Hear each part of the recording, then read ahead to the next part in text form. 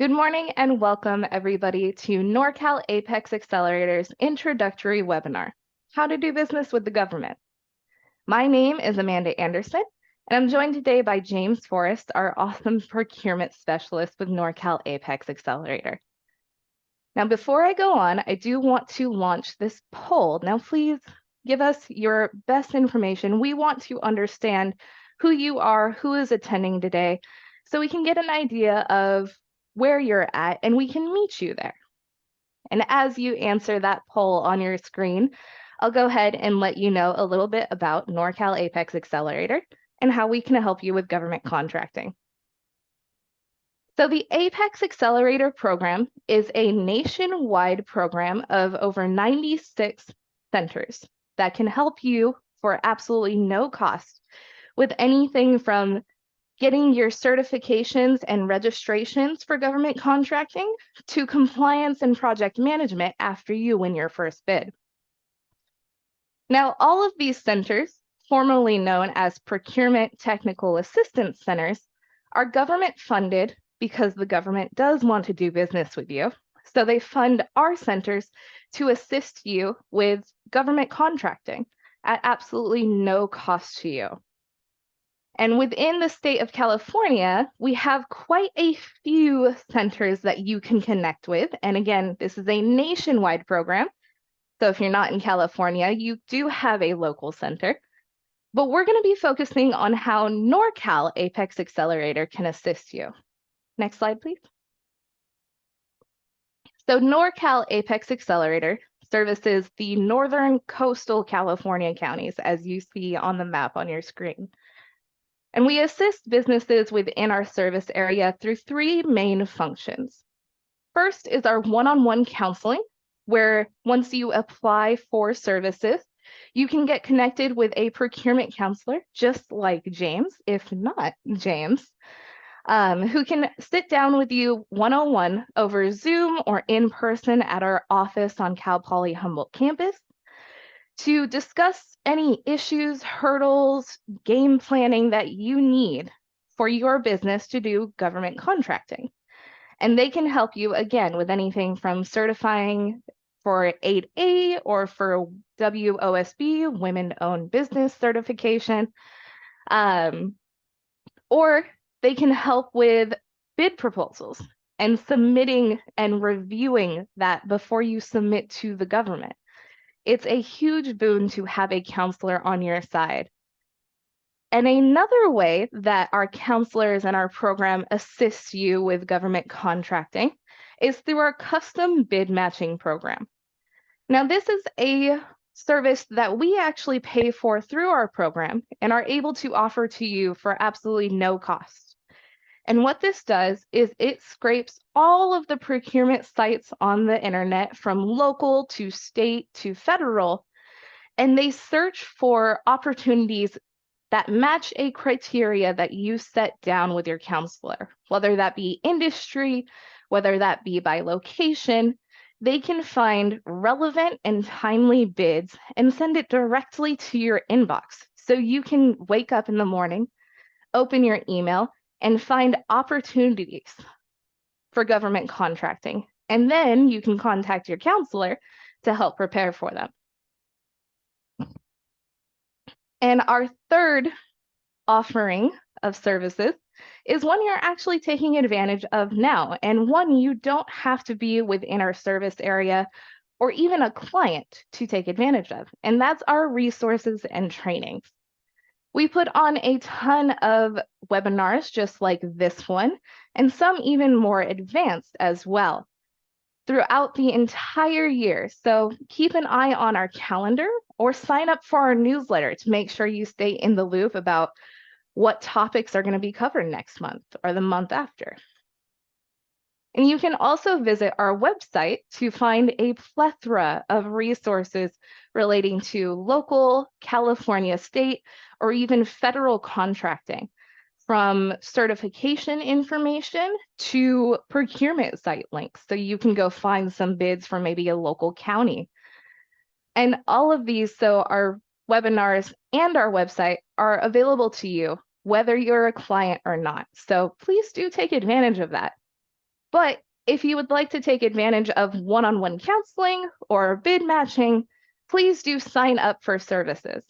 If you're in the Norcal APEX Accelerator service area of Northern California, you can go ahead and sign up with us at our website.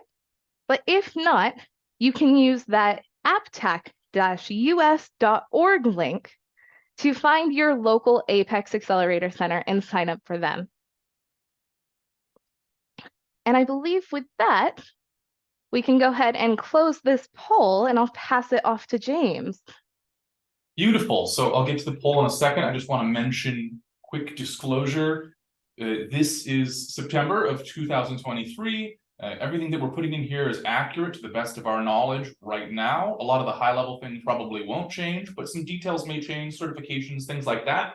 Well, everything will change eventually, but in the likelihood of you finding this YouTube video in the next couple of years, just keep in mind this is accurate as much as we know right now. So let's take a look at that poll. Is it published here? Oh, there it is. Okay, it's over here. Okay, let's go ahead and share results. So we have asked you what your experience level is with government contracting.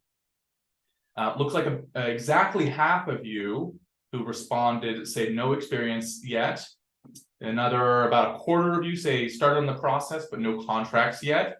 A couple of you have contracts and a couple of you consider yourselves experienced government contractors. So that's great. We have a nice spread. We put these presentations together with the idea in mind that everyone should get something out of it.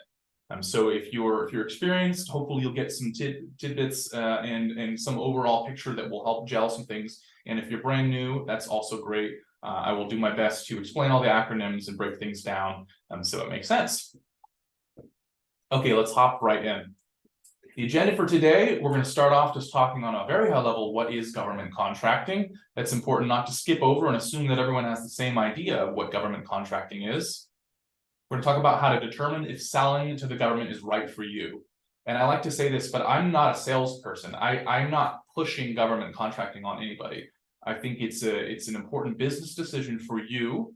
It's not right for everybody, so we'll go. I'll kind of refer to a readiness checklist, and we'll kind of talk about some of those things, whether you feel ready or whether it's even the right mode of progress for you and your business.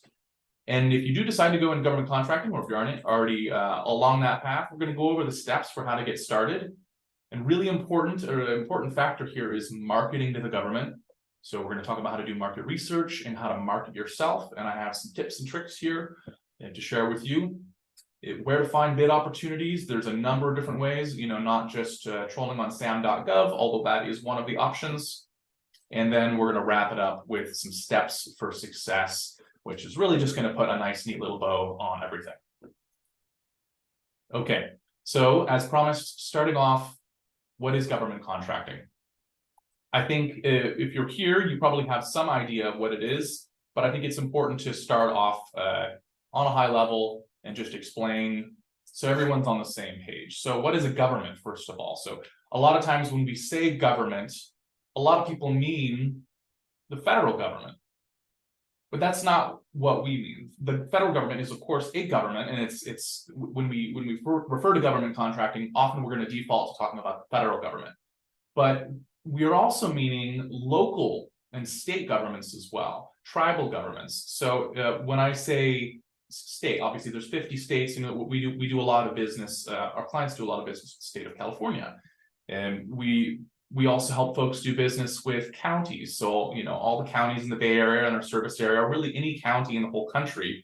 I think there's about 3,000 counties across the country and almost 20,000 incorporated cities. So those are all governments as well, government agencies. But there's also different kind of school districts, public hospitals, publicly owned transportation entities, transportation districts, really governments, all kinds of things. Usually the unifying factor that defines all these is that it's some sort of administrative body that is tax funded. And we can help you with just about any of that, doing business with any of these.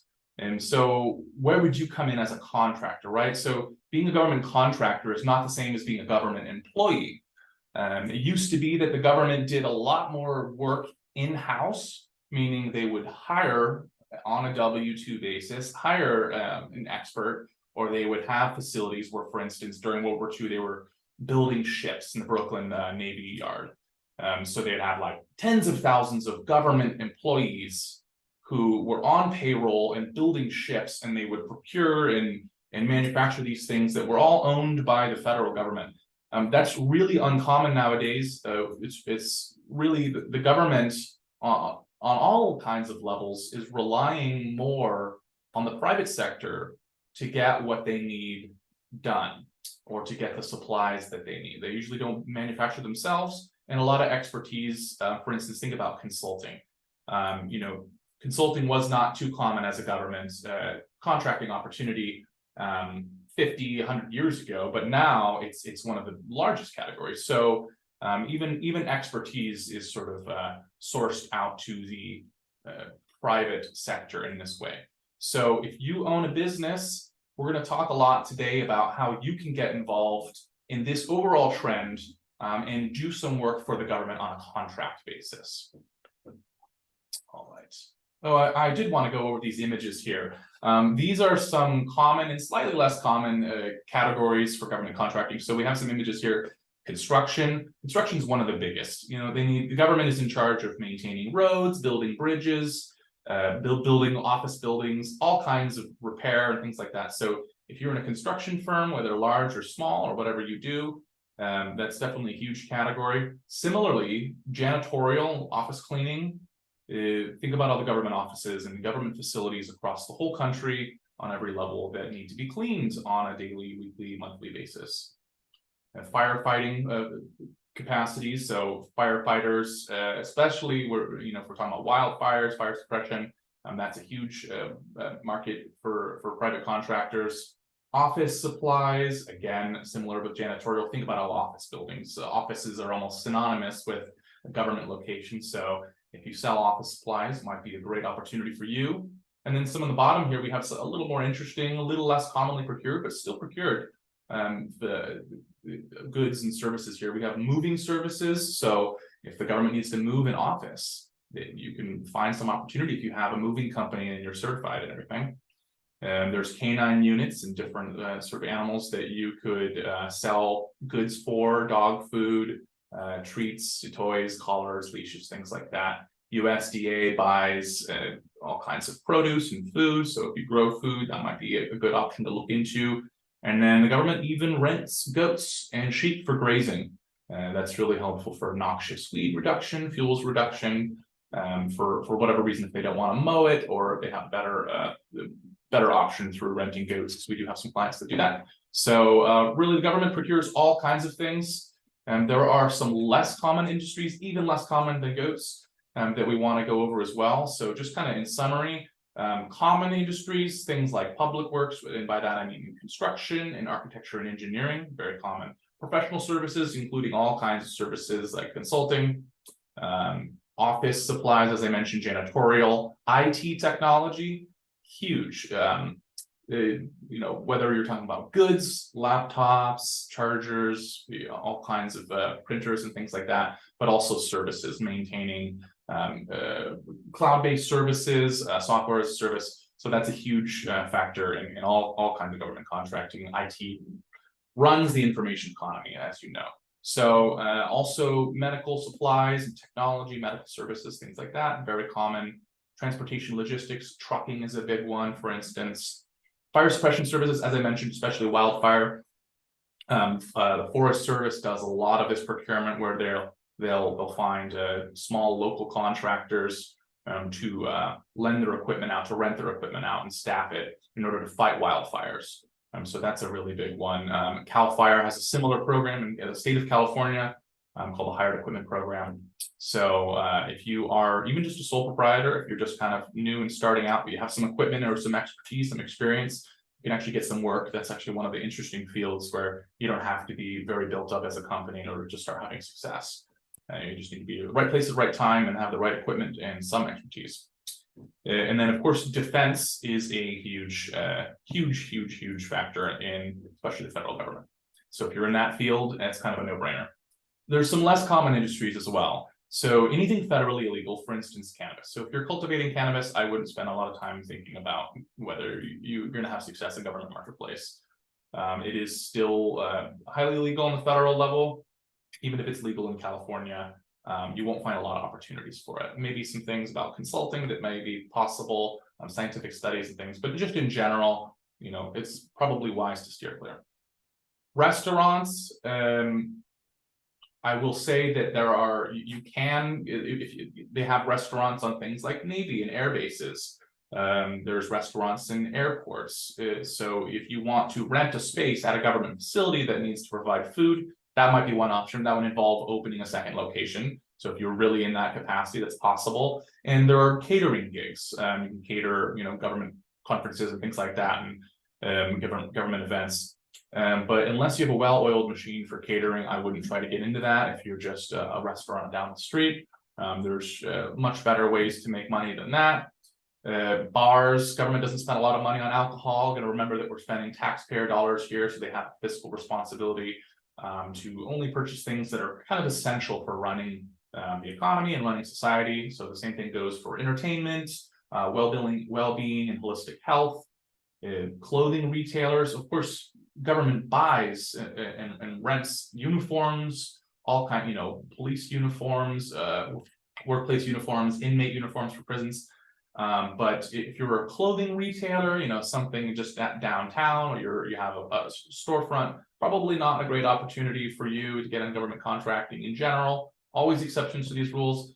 And then the same goes for luxury items. So we're just kind of thinking, what do we really need to spend our money on as a government through these tax-funded budgets? So that being said, so we had some exceptions, but let's just zoom in on one example. This is one location within one agency, the CDCR, in the state of California. And this is just an example of some of the things that they purchase.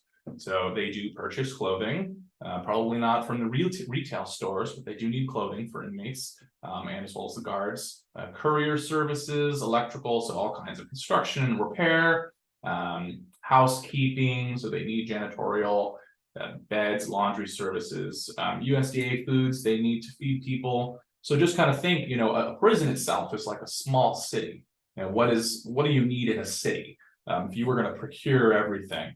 And so this is kind of a little microcosm of contracting. So, don't procure every single thing, but look, there's a lot here. And this is just kind of a cross-section of the kind of services and goods that one prison would buy. So if you find some opportunities on here that match your company, might be interesting to look into it a little more.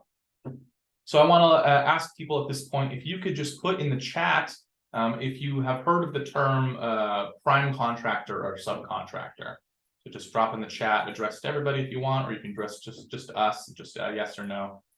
And I'll go ahead and start explaining. So this little thing here, we're talking about what's the structure of a large project. And so large is a relative term, right?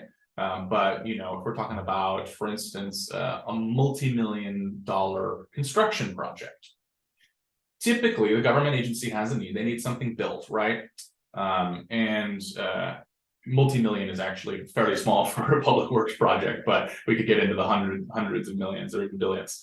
But so they'll often find a large prime contractor to fulfill this need. So they're going to take the lead on organizing this public works project and finding subcontractors. So the prime contractor is typically large because they're the ones that have the capacity. They've been doing it for a long time. They have the financial capital to invest in it. They've got that well-oiled machine that I'll mention a couple times. So government wants to do business with small businesses, but it will work with, it also wants to work with a business who is able to do the job. So what they'll do is they'll award it quite typically to a large prime contractor, but then say, all right, but you have to work, you have to subcontract a certain percentage of this work out to small businesses or disadvantaged businesses, women-owned businesses, minority-owned businesses, veteran-owned businesses. So there are these different categories, especially for the federal level, but also for the state level. But where you typically will come in, and I'm assuming most of you are small businesses, is on this subcontractor level. So it looks like we have a split here. It looks some people, most of you have heard about subcontracts and prime contracts, but it's actually reassuring to hear some of you are not familiar with these terms, because hopefully you're going to learn something today about how this all works. And so just if you are a prime contractor, you don't have to be large, but in this we're talking about large projects. But you can also be a small business and get prime contracts all the time. A prime contract means you have a direct relationship with the government. So you enter into a contractual relationship with the government, whether it's federal government or state or what have you. A subcontractor, however, your relationship is with another business. So if you're a subcontractor and you want to try to find out how to get subcontracts, you are going to be developing a relationship with another business, whether that's a large business or what. So the subprime relationship is different from the prime government relationship. And so therefore marketing yourself is going to be different. So that's just kind of something to keep in mind. When we talk about government contracting, we are also referring to subcontracts. I think we will default to thinking about the prime government relationship because that's kind of the archetypical, simplest version of government contracting, but subcontracting relationships are really important, especially if you're starting out. We really recommend actually that you try to get government contracts as a subcontractor first. And again, your relationship is with the prime contractor, although there may be flow down clauses and things like that, which is kind of a gray area where you're still having a relationship with the government agency. Okay, so you want to ask yourself in this beginning, it's not always the case that everyone should do business with government. You may have seen a YouTube video or taken a course or heard from a friend that there's a lot of money to be made in contracting. And there is, of course, there's a lot of money spent in contracting, but it's not easy. It's not a pot of gold at the end of the rainbow. So first you want to make sure A, that it's right for you, and B, you want to make sure that you are in a position in your business development that that it's really going to be beneficial. You're going to be spending your time wisely and not spinning your wheels. So first, you have to be an established business. The only exceptions to this would be in the wildfire suppression sector. You can be an individual as long as you have the right equipment and experience. So you have to have an established business, whatever that means, whether it's setting up an LLC or a corporation. But we do want you to go beyond that. We want you to have a business plan. We want you to have that business plan, including government contracting. Hopefully in most situations, you're not expecting to do 100% of your work as a government contractor. Really, your success needs to be built in the private marketplace first, with very few exceptions. So, and part of that is having financial stability before you get into government contracting. So if you're just starting out and you've invested, a certain amount of your own money into setting up your business, but it's really, you don't have cash flow and capital behind your business, you may not want to spend your time getting into government contracts. You can get into some trouble either bidding too low and losing money on a contract, underestimating how much it takes, or having issues with a government contract and not getting paid on time. It's not uncommon for you to get paid 90 days or more after the completion of a contract, and that's depending on how your invoicing process goes and things like that. So can you front the cost of performing on a contract without getting paid? Typically, the government will not pay you at the beginning of a contract, although if it's an ongoing relationship, they may do a monthly invoicing cycle. But just keep in mind, it's really more cash flow the better as far as getting into contracting, having that capacity. Relatedly, having a history of sales. So the term in government contract is past performance. This is really important. So if you're a brand new business and you don't really have clients yet, you haven't had many sales yet, or maybe just a couple, it is going to be difficult because you're going to be competing with other businesses that are certified small, maybe certified disadvantaged, women-owned, or whatever it is, whatever certifications might help. But you can be pretty big and still be considered small. So you are going to be competing against folks that have decades of experience, years of experience, and have done this sort of work a lot. So if you're a government agency, you're thinking, who do you want to do business with? Well, you want to do business with somebody who can do the job and not cause any headaches for you. If you're a contracting officer, you need janitorial done. Well, you want to go with the most trusted source. I think that kind of makes sense. But the best way to prove that is by doing it before. So having a record proof saying, look, we've had these ongoing 2-year contracts. We've made several $100,000 on these contracts. So of course, it does help to be as big as possible while also being small in government contracting sphere. We know that's not possible for everybody, and so, but it is a matter of asking yourself, do I have the past performance? Am I ready to get into contracting? Have you done the market research? That's the next point here. Market research is key. Does the government buy what you sell? For some of you, it may be obvious: janitorial, construction, IT. For some of you, less obvious. So get in touch with your procurement specialist. We can help you do some market research and figure that out. And then do you have a nice functional website, e-commerce capable? The government can totally just issue purchase orders or buy things on your website if the contract dollar amount is small enough. So if, for instance, for the federal government, it's less than $10,000, they can just go ahead and pay with a credit card. They don't even need to really have much of a chat with you. So good to have that as well.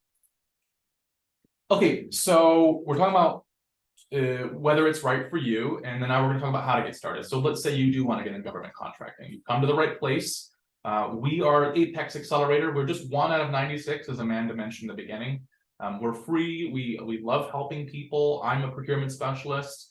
You can apply for us if you'd like. You can work with me. We can assist with just about anything related to government contracting. So you don't have to go it alone. We're here to help with really anything that we go over today falls within our purview. Anything related to government contracting. So we're going to help you, if you get in touch with us, identify target agencies. So who are the agencies? What's the level of government, right? First, and then what are the agencies, and really like even what are the specific departments within that agency? What are the specific individuals? Who are they that buy what you sell? You're going to make a list and then do market research. You're going to want to figure out your NAICS and UNSPSE codes. NAICS is North American Industry Classification System codes. That is what the federal government uses. A series of codes, digits that describe different industries. So basically, it's another way for the government to track what you sell, and so you'll put that on different certification portals and things like that. UNSPSC stands for United Nations Standard Product and Service Codes, and that is California's version of pretty much the same thing. Well, it doesn't belong to California; it actually belongs to the United Nations, but California uses that a lot. And those are similar idea, a series of digits that will describe what industry that you're in. And so you're gonna have to find the ones that work for you. Let's see if we can get that link to go away. Register on websites like sam.gov. That's the System for Award Management. That's the federal government's one-stop shop where you can get registered, get certified, find open contracts, and even find past contract data. You're going to want to get a UEI, which is Unique Entity ID number, as well as a CAGE code. That's the Commercial and Government Entity Code. The UEI you get after the first step, which is the validation step. And then once you submit your full registration, and the Defense Logistics Agency is they're the ones that review these applications, then they give you a CAGE code afterwards. California's version, it's basically, I like to call it California's version of sam.gov, is called Cal eProcure. And similar thing, it's a one-stop shop. It's a really great website. It's where you can register as a vendor, you can get certified as a small business or as a disabled veteran business enterprise. You can find other certified firms, you can find open contracts, you can find past contracts. So it's really helpful. So we can help you get registered there. After you finish your federal SAM registration, it will create what I kind of think of as like a stub profile in this system called the Dynamic Small Business Search. And this is the SBA's vendor database. The SBA is a Small Business Administration, and they have a vendor database that contracting professionals of all kinds use to find businesses that are certified small. And they could also be different certifications, which we'll go over in the next slide. But it's not going to fill it in all the way for you. So when you do your SAM registration, it's going to fill it in somewhat. It's going to put your information, your email address and your name and some basic information from your SAM registration. But it won't put these key items, which are really important for marketing your business. So it won't put your capability narrative in there. So this is a few sentences describing what it is your business does. It won't put keywords in, which is another opportunity to make your profile more searchable. So you can kind of think of SEO, search engine optimization, putting keywords there that make it clear what it is you do and how to find you. And then you can even put past performance references. And I believe you can even put a capability statement there as a link, a URL now. So you want to put a capability statement on your website and link it. That's a brand new feature, which brings us to our next point. Like, what is a capability statement, right? So capability statement is a one-page document typically, and it's I think of it as a resume for your business in the government contracting sector. So we're going to go over a little bit more. We have a great resource page that's all about this, has a template and things like that. So if you need help with capability statement, go to our website or get in touch with us, and we'll talk about that a little more in a minute. In the last point here, make sure your website is government friendly. Get a lot of questions. What does that mean? Right. So it's an abstract statement there. We'll break it down in a minute and go through some examples of what makes a good government friendly website. Okay, as promised, want to talk about certifications. So when we say the term certification, there can be a lot of confusion. A lot of people, there's industry certifications. You can be a licensed timber operator, or certified motor carrier permit, or different kind of certifications depending on what kind of job you do in certification industries. That's not what we're talking about here. We're talking about socioeconomic certifications that the government uses basically to allow you to validate and prove that you are the kind of business that they might want to give a little extra attention to, and a little pressure on the contracting officers to award some contracts to you. So let's start with small. The federal government, every state government has small business certifications. Some counties and cities have them as well. For instance, San Francisco has a local business, and Alameda has a small local business one, for instance. The government wants to do business with small businesses. They absolutely do. I think we all kind of feel that way. If you had the choice, if it was the same in terms of convenience and price, I would rather do business with the mom and pop shop down the corner than with Amazon or Walmart or Target or something like that. If it's the same price and everything, if it's just as easy and they provide the same trusted services and things like that, I would much rather support the small businesses. And I think that that's more or less how everyone feels in the government as well. They want to do business with a small business. However, we often do end up doing business. Personally, I think it's safe to say that we often do end up going to Target, even if it's we probably could find something in Old Town. Instead, we go to the large ones or do online commerce because they're a trusted resource. The prices may be lower. They have that well-oiled machine, so everything's going to work out nicely. It's very convenient, and so there are benefits of doing business with a large company, right? Does that make sense? But you also want to do business with the small businesses. So the idea of these certifications, so in this example, small business certification, is that it will allow certain businesses to say, hey, I certify that I'm small. Here's some proof. Here's my tax returns, etc. Here's my employee count, payroll taxes.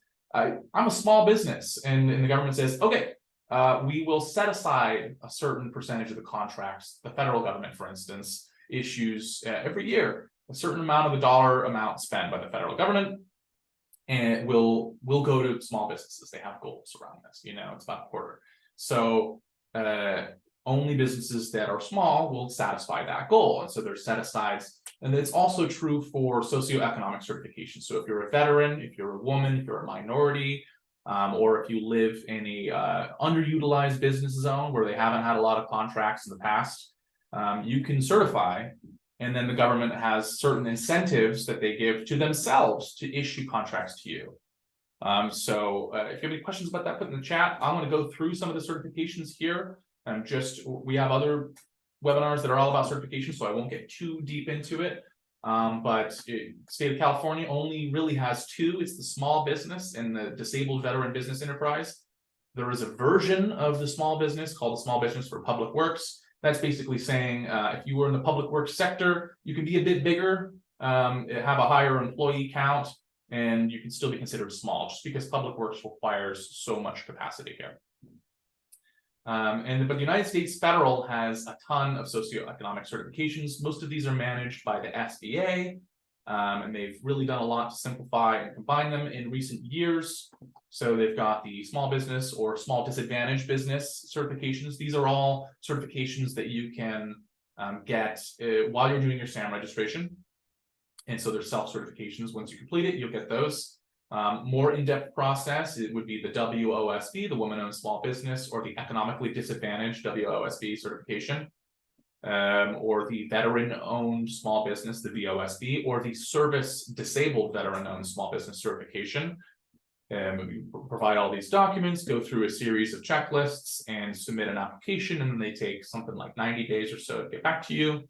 And then eventually you get SDVOSB certified, and then other contracting officers and small business liaisons and things can see that, and then they have certain incentives to do business with you. Same thing with the hub zone. That's the historically underutilized business zone. This is the only one that's not relevant to the identity of the owner, but rather the location of the principal office, as well as the employees, where the employees live. So they're looking to award to underutilized zones. 8A business development program. This one is a little bit different. It's not just a certification as well as a 9-year business development program. Won't go into it right now, but it's in some turmoil right now with the court challenging. And so, but we have more information on that. You can reach out to us. And then the disadvantaged business enterprise is kind of a gray area here. It's something that the federal government mandates that each state have its own program. And it only really applies to projects that have funding from the U.S. Department of Transportation. But you have to be a minority or a woman in order to qualify for that one as well. So I hope the certifications make sense the way I've kind of phrased it and laid it out. Again, if you have any questions, Q&A, we'll have some Q&A time at the end. Again, when we talk about government contracting in the government, we often default to talking about the feds, and then it's also easy to talk about California. That's because the federal government is the biggest buyer in the world, and we're in California, and it's the second big. It's the biggest buyer in the country that's not the federal government. So we are well positioned here in California. There's a lot of procurement going on, a lot of competition too. However, more money is spent in contracting by local governments across the country. So there's something between $2.5 and $3 trillion with a T, $trillion spent by local contracting, local agencies across the country. And so local agencies could be cities, could be counties, all different kinds of municipalities, publicly owned utilities, really, you kind of name it, school districts, very common. And so when they need things, they also issue contracts. We think this is a great place to start. If you're starting out, especially, but also if you're an advanced contractor, there's plenty of money to be made here. The caveat, however, is that while there is one federal government, they may have hundreds of agencies, and there's 50 states. That's a lot, but California is pretty big, and they have a ton of agencies as well. As I mentioned before, there's over 3,000 counties in this country, and almost 20,000 cities. So trying to find those opportunities is a lot more of a challenge with local contracting. We can help you out with that. But we think that local contracting is a great idea for the reasons I've mentioned. For one reason, among others, it helps you build past performance so that if you want to do business with the feds, you have something to point at that says, hey, we can perform on contracts.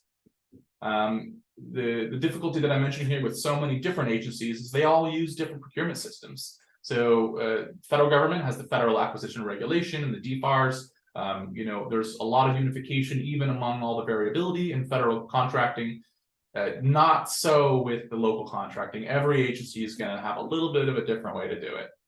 There are local business preferences for some agencies, not all of them. For instance, San Francisco, as I mentioned, has LBE certification. Alameda has one too, for instance, some of those. But you can't expect that in every case, but they can give you a bit of a boost. And we have a really nice resource on our website. It's a list of local agencies, of counties, cities, and transportation districts in our 15-county service area in Northern California. So if you want to get started trying to find those procurement websites, go ahead and take a look at that and get going there. All right, capability statements. This is a really important topic, something of specialty for me. This webinar we did in the past, it was on August 29th. So this you can actually find a recording of that webinar on this page here, how to write a capability statement. So we won't spend a lot of time going into it today. Please take a look at that. As I mentioned before, a capability statement is a resume for your business in the government contracting. It's typically one page. You want to create multiple versions to target different audiences. So whether you're contracting, we are trying to market to another prime, another small business for a teaming agreement, a small business specialist in the government, Office of Small Disadvantaged Business Utilization, or contracting officer, program managers, stakeholders, decision makers at different levels. This is a really useful tool, has all the information that a government contracting professional would need, intro paragraph, some bullet points, core competencies, differentiators, so what makes you different and better, presumably better, not just different than your competitors, key clients that you have or have had, past performance, codes, certifications, and of course things like your website and contact info. We have a template to demystify all of this, so you can either use this template directly and just download it. It's a Word file, fill it in, change the colors if you want, add your photos, and then send it to someone, like for instance me, for a review. Or you can use it as inspiration and make your own in Canva or Illustrator or something like that. We also have an instruction guide that you can click on, and it has some of the tips and tricks for how to use this template. It's a lot of the wisdom that's in the webinar as well, kind of condensed right down into a 2-pager. So if you're curious about capability statements, maybe you've never even heard of them, but they are very important. And I make sure that every one of my clients goes through the drafting process of capability statement. Similarly, capability statement is a marketing document, right? Your website is a marketing platform as well. So you want to make sure that you have a website. In this day and age, with how common e-commerce is, it really is important to have a website that looks professional, it's updated, it's relevant to what you do. You know, the English is correct, it's got some images. And this is a really pro tip that will make you look good, is to have a government contracting tab.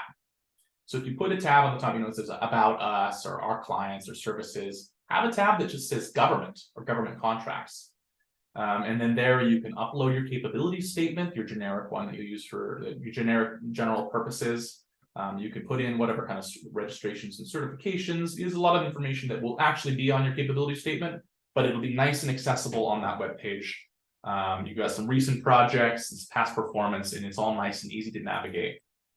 This is not an endorsement of these companies, but we just kind of did a little bit of research and found some websites that we thought were nice examples of how you might put together a government tab on your website.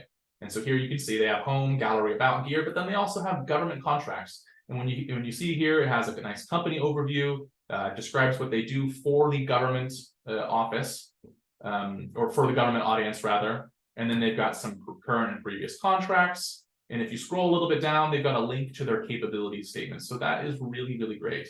There's another example, McKinsey here. They've got some clients here, and you can see that some of these are private sector clients, but some of these are government agencies. It's one of those things, technically you're not supposed to use government logos, but everyone does it if you clearly indicate that you're not representing yourself as that government. You're saying this is our client, this is our past performance. So you got the Army Corps, USDA, Forest Service, NOAA. So that's a great way to represent, like, oh wow, they've done business with some serious agencies here. Won't go into this a lot, but if you're a GSA contract holder, good to advertise that. That's kind of like being on Amazon for the government. So people can buy your things with one click. And then NAICS codes, which I mentioned before, industry codes. And notice that they have the codes as well as the description, because computers are not, people are not computers, and computers are not reading these, humans are. So they don't have every NAICS code and every UNSPSC code memorized. So do put the descriptions there as well. Okay, so these first topics we're talking about here, website, capability statement, these are marketing topics. Marketing is crucial to your success in the government marketplace. So you want to think proactively and actively about your role in the government market. We do have a lot of clients that come to us and they say, okay, I'm registered in SAM. I am registered in Cal eProcure. I'm certified small business. I'm even woman-owned small business certified. Hell, I'm a disabled veteran business enterprise certified with California. Where are my contracts? I'm not getting contracts. Or even if you have a GSA schedule or a blanket purchase agreement, where are my contracts? I'm not getting them. That's there may be a lot of factors involved in anyone's specific situation, but generally speaking, it's probably because you're not spending enough time marketing your business. Marketing, in our experience, is what separates those who succeed and those who struggle in the government marketplace. So you want to be proactive about building relationships, doing market research, reaching out to the stakeholders and the decision makers who are in charge of issuing procurements or finding vendors to fulfill their needs. So who are these target agencies, or who are the prime contractors that you want to subcontract with?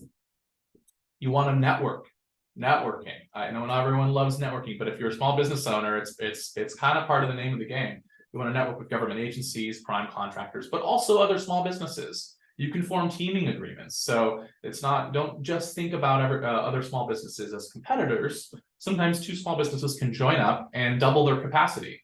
And so they can bid on larger contracts. So we can also help you navigate teaming agreements as well.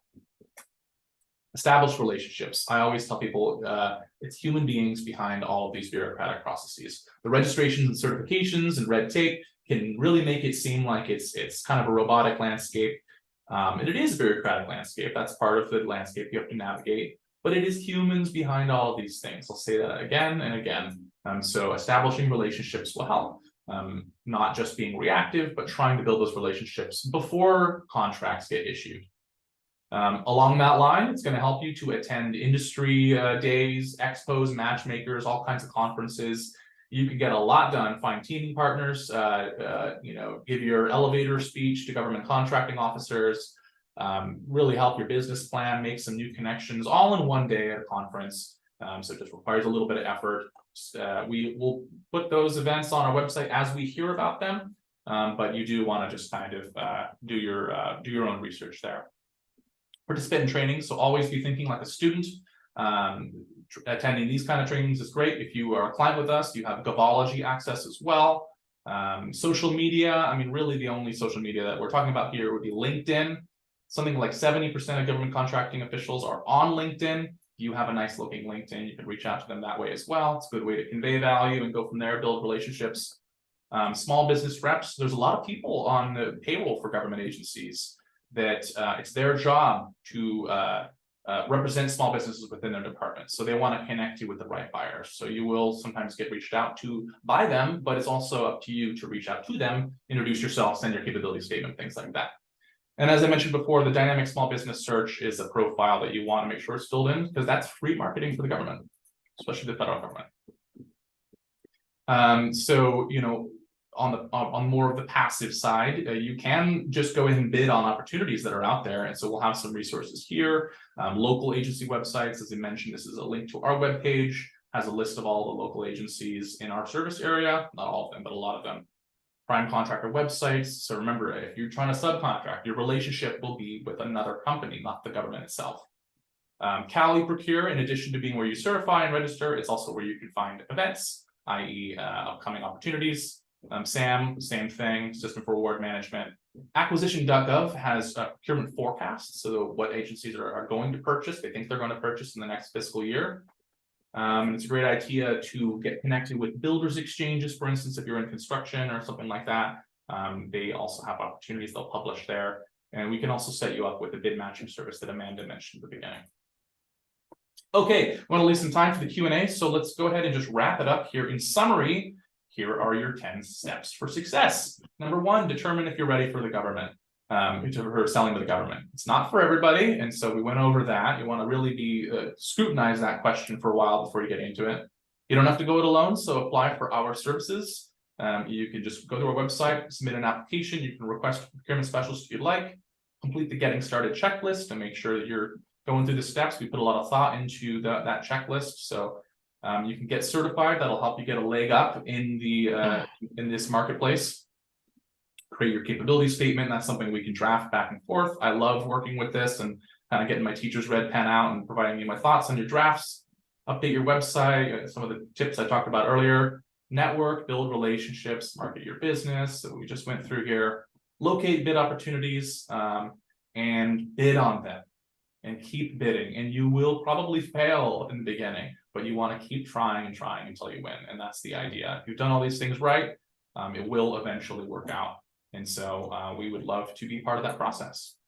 So thanks so much. We want to see you succeed. Here's a little glimpse of our team here, and we hope that you sign up for our services. I'll hand things back over to Amanda here. Thank you so much, James. That was a great presentation and a lot of information. So I do want to remind folks that you will be receiving the recording of this webinar, as well as the slides with all of the links active. So you'll be able to access all of these amazing resources within 1 week of recording this. So by next Thursday, you'll have it in your inbox. But before we go into Q&A, I want to let you guys know a little bit about these upcoming partner events we have. There's a really exciting e-contractor academy, a 7-week program that's going to be beginning at the end of this month. Registration and applications for this close on Sunday. So if you are interested, make sure you check that out soon. We also have the Caltrans North Region Virtual Procurement Fair coming up. We're going to be partnering with Caltrans on that one, and it's shaping up to be quite an impressive event. So definitely check that one out, as well as the Caltrans 3rd Annual DBE Summit. This is going to be in person, so make sure to check out our event training webpage to find out where that is and register for it. And I'll also drop that link in chat. Now on to the Q&A. We had quite a few questions about what kind of items are procured. So did we want to rapid fire those, James, or I see you maybe typing out some answers? Yeah, I'll just kind of give a blanket answer. If you're asking, does government buy my specific thing? Sit down with a procurement specialist, do some market research. We do not have a file in our brains of everything the government procures, but generally speaking, it looks like most of what you guys are talking about is procured by the government. But you want to sit down with a procurement specialist in order to just kind of figure out for your own business if it makes sense going into it. Perfect. And so we'll move on to a bit more of the nuanced, kind of complicated questions. Ivan was wondering how to identify prime contractors when you're looking to subcontract. How would you recommend? That's a great question. We can help you a little bit with that research. Honestly, relying on industry knowledge is important. For instance, if you are in construction field, knowing who the large primes in the area are, using your search engine, doing that sort of research is really helpful. There are different ways to network with primes, so industry days, things like that, some of those conferences that I mentioned, tabling, expos, and things like that. You can also, in Cal eProcure, for every sort of opportunity that's over $10,000, they require 3% of that contract if you're not a DVBE certified firm, they require it to be subcontracted to a DVBE certified firm. And so, for instance, there's a lot of contracting opportunities through that for subcontracting. You can post vendor ads in Cal eProcure on a specific solicitation, say, hey, I'm a subcontractor, I'm looking for a prime, here's what I do, get in touch. So that's one way. Similarly, they have something called Subnet that the federal government uses for much the same purpose, where you can try to find opportunities through federal, looking for federal primes, or primes looking for subs on federal projects. So there are different ways to identify prime contractors, but a lot of it, honestly, is just going to be kind of researching your specific industry in your area and who are the big players around. Fantastic. And he was also wondering, does past performance for contracting have to be with federal, state, or local agencies? Great question. Not necessarily. So past performance, when we refer to past performance, typically we are talking about experience with government government agencies. That is the best kind of past performance. But if you have experience with private entities, other companies, private clients, that also conveys value. So you want to think about what conveys value. So for instance, if you're putting together your capability statement, you want to be able to list on there, who who have you done business with in the past that reassures the panel, the contracting officers, whoever is issuing the solicitation, that you can do what you say you can do. The best thing is to have government contracting experience. If you don't have that, you can put private market experience as well. In fact, if you don't have private market experience, even that with this company, you can put your own private experience with a previous company or in your professional life, as long as you clearly label it as executive team experience. So very few hard and fast rules, but typically if someone's referring to past performance in a solicitation, they will be referring to government agencies. So we do keep that in mind. Perfect. And then there was a question, if small business and small disadvantaged business through the SBA is self-certified. Right, and that's not actually through the SBA, that is just through your SAM registration, which is through the GSA. So there's a question on your SAM registration, you put in your NAICS codes and you put in the dollar amount that your gross annual receipts, number of employees averaged over the last year, and it'll just tell you, hey, you're small. So that, and then once your SAM registration is approved, you're considered an SB certified firm. As DD, the small disadvantaged business, it asks you, are you a disadvantaged business? And there's a lot of question over this. Don't check that box unless you are a minority owned firm. So that's the qualification there. Perfect. And then Love King was wondering how you would start about getting your WOSB certification. How would you go about that? Absolutely. First step, I know it sounds like a broken record, but procurement specialists. Reach out to your APEX Accelerator. If you're not in our area, another center should be able to cover you. These are complicated certifications with the SBA, and having someone that can help you go through the checklists and double check everything, demystify some of the language, and we can even share screens and walk through these applications page by page, talking about what bubbles to check and everything like that. SBA it manages the woman-owned small business certification process. It's at their certify.sba.gov website. Check a look at the documentation checklist. Make sure you have all your documents together before you apply, and then just kind of go through the questions with a procurement specialist. Fantastic. And then is there a minimum requirement to get on a GSA or a California multiple award schedule contract? Yeah, there are minimum requirements. So that's something that you can find that on the GSA Advantage webpage. You should be an experienced business if you're trying to go after the GSA. I keep referring to this well-oiled machine. You should have a product or service that you are ready to procure and you're ready to market your business as well. Even if you get a GSA schedule, unless you do a certain amount of dollars, amount of sales every year, you do get kicked off of it after the first year if you don't make at least $10,000. So we could look into that a little more. I don't have the exact specifics on hand, but absolutely there are requirements for getting on GSA schedules. And same Absolutely. For California, for the CMAS, the multiple award schedule, they go off GSA schedules. So that's something you can get in touch with the California DGS and kind of help. They'll tell you if they think it's a good idea for you to get on CMAS or not. Perfect. And as we are coming up on the time that we have for this webinar, we'll do one more question. Would you recommend asking for a debrief after your proposal is submitted and the deadline for evaluation has passed, but you haven't heard back? It's a bit of a subjective question. I think it depends on how long it's been. Quite often there are delays. Check back on the solicitation page, see, for instance, if they've issued an extension. It's not a bad idea to ask for debriefs. I think you should ask for debriefs on a regular basis. You're entitled to a debrief for most government agencies. Whether they actually do it or not and respond to you is another question. But it's certainly common for people to ask for debriefs, and it's a great learning experience. What did you do right? What did you do wrong? Who did the contract go to? Yeah, that's a great idea. Fantastic. And with that, we'll go ahead and wrap up this webinar. I do want to let everybody know that Norcal APEX Accelerator is a nationwide network.